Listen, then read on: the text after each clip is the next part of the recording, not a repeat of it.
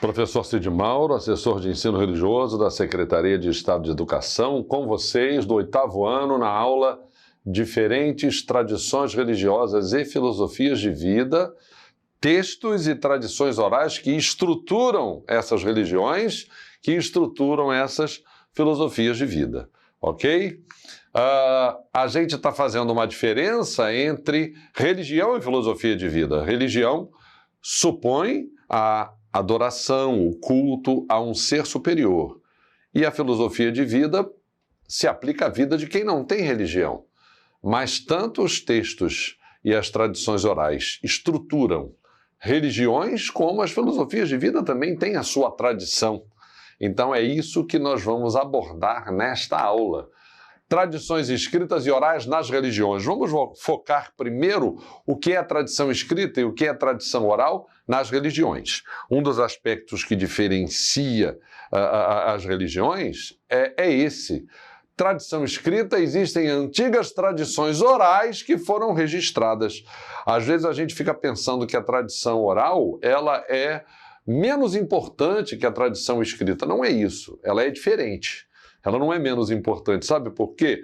Porque muitas religiões de tradição escrita, as tradições que agora estão escritas foram tradições orais antes de serem escritas. Então, o valor é o mesmo. Só que algumas religiões escolhem manter a tradição oral. Às vezes, até, elas não tiveram recursos para a escrita. É o caso dos indígenas. Até hoje você tem tribos indígenas que têm tradições religiosas orais, mas agora você já tem escolas indígenas, os indígenas aprendem a sua língua, escrevem a sua língua, entendeu? Há cartilhas escritas na língua indígena de diversas tribos, então é possível que eles registrem por escrito as suas tradições orais, se eles assim quiserem, não é? O candomblé também é uma religião que tem procurado registrar as suas tradições, que são tradições orais. Estão preparando isso, aproveitando até essa era digital para fazer isso, não é?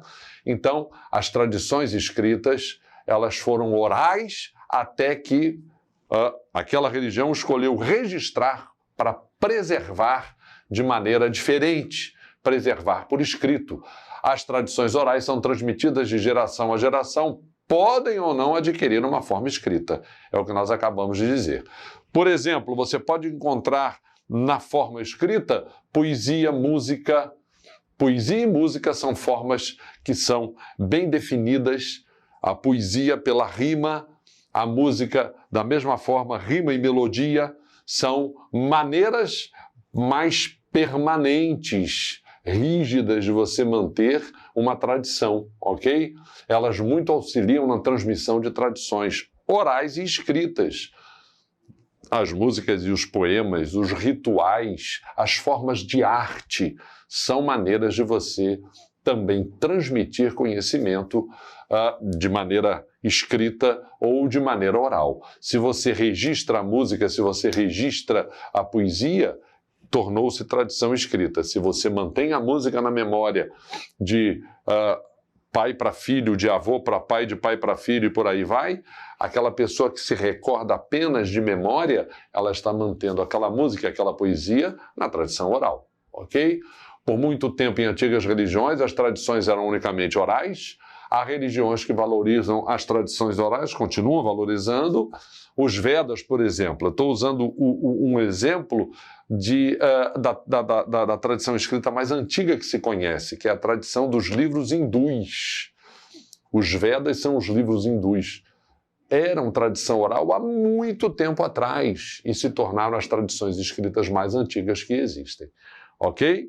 E eu já disse aqui, nessa última frase desse slide, as religiões de povos com acesso difícil às línguas, por exemplo, os indígenas, mantêm tradições orais, ok? Vamos ver agora, vimos a diferença entre tradição oral e tradição escrita, agora a gente vai ver a diferença entre religião e filosofia de vida, ok? Já que a gente está discutindo como se estruturam as religiões e as filosofias de vida, como que elas se estruturam em tradições orais e em tradições escritas. Religião é uma realidade cultural de construção coletiva. Filosofia de vida, conjunto de ideias e atitudes da vida individual. Evidentemente que você pode ter filosofias de vida que alguém herda de um comportamento, de uma tradição familiar, de um determinado grupo, de um determinado círculo social. Isso é verdade. Só que a religião, ela se estrutura de propósito, ela se estrutura de maneira já pré-pensada de maneira coletiva, ok? Ninguém cria uma religião para si só. Não é? Ele vai ter seguidores. Então, a filosofia de vida, digamos, a adoção da filosofia de vida já é diferente, já é mais espontânea.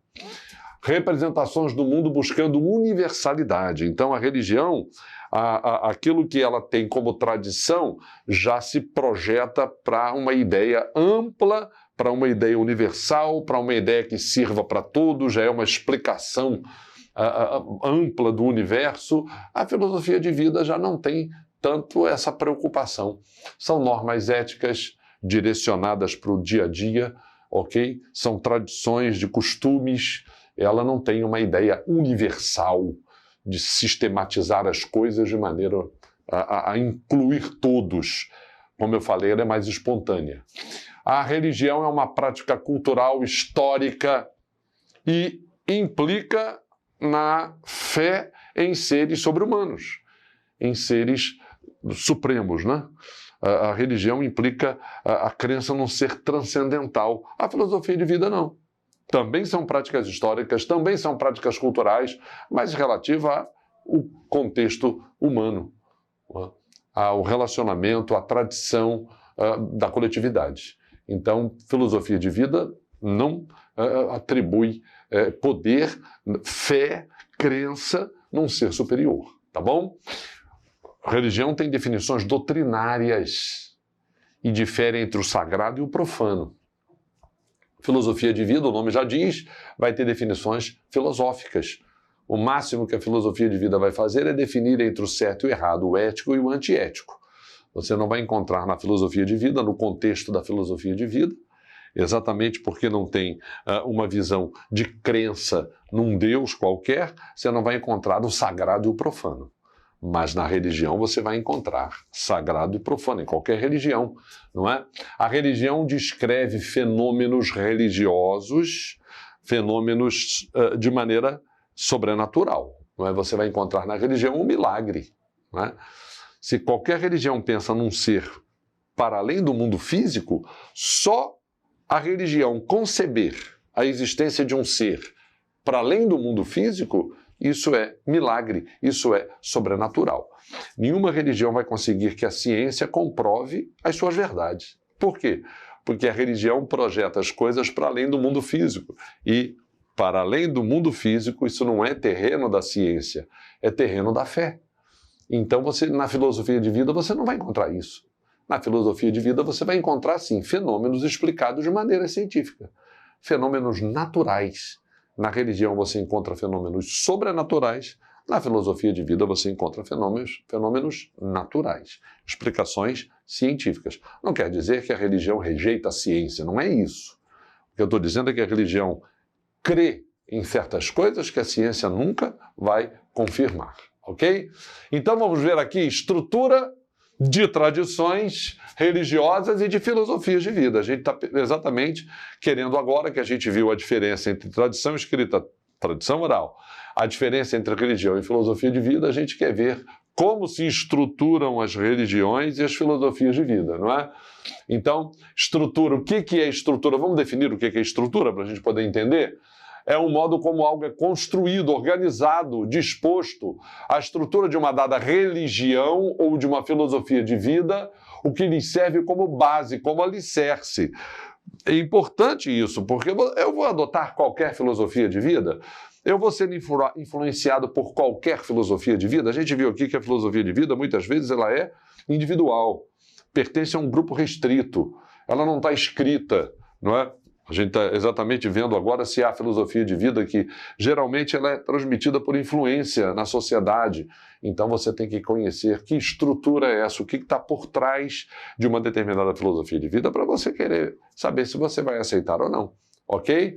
Então a religião já é um fenômeno inerente à condição humana, configurado como um conjunto um sistema cultural de crenças, uma cosmovisão, doutrinas próprias, diferentes ritos, modos de entender o transcendente, modos de entender a vida e a morte.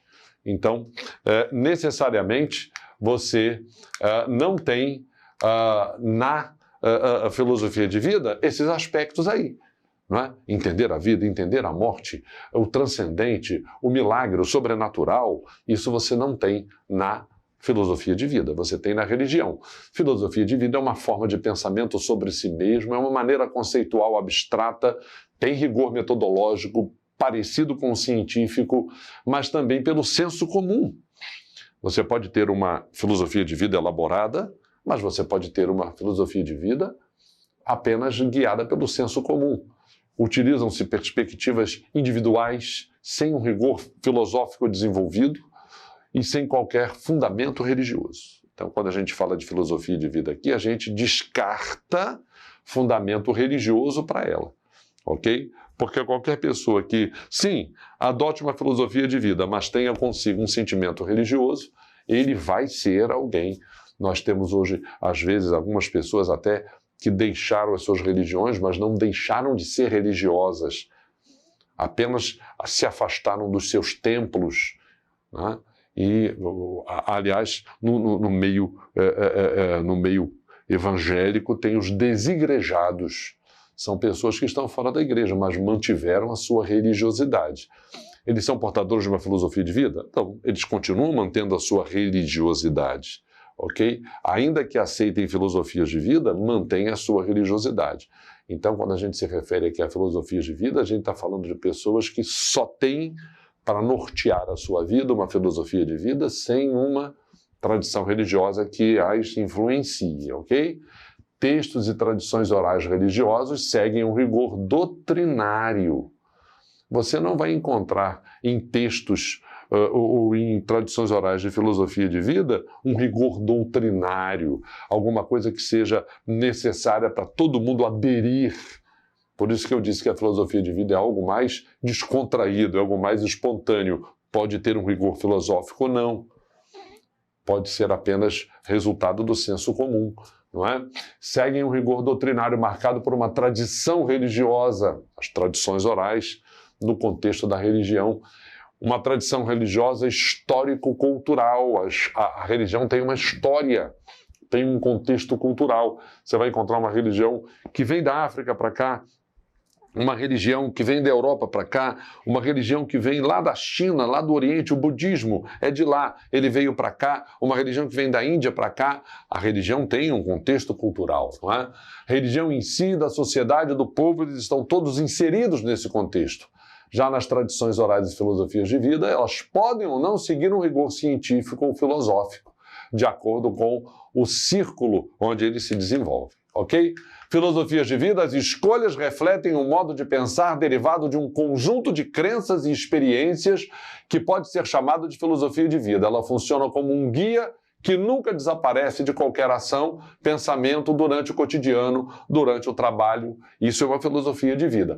Vale ressaltar que a filosofia de vida não quer dizer que exista necessariamente uma ligação com a filosofia no sentido acadêmico ou com religião, qualquer tipo corrente de pensamento. As atitudes podem ser resultado de muitos fatores internos ou externos. Pode ser que tenham construído as reflexões da filosofia de vida ouvindo conselhos de pais, professores, grupo de influência baseado em decisões individuais e em experiências de vida. E cada um possui um modo de pensar construído de diferentes formas. A índole pessoal, as influências externas, o desenvolvimento humano. É importante respeitar a opinião dessas pessoas e nunca discriminar quem apenas tenha filosofia de vida e que não tenha uma religião, ok? Não esqueça de clicar essa aula na plataforma Eduque e até a próxima oportunidade.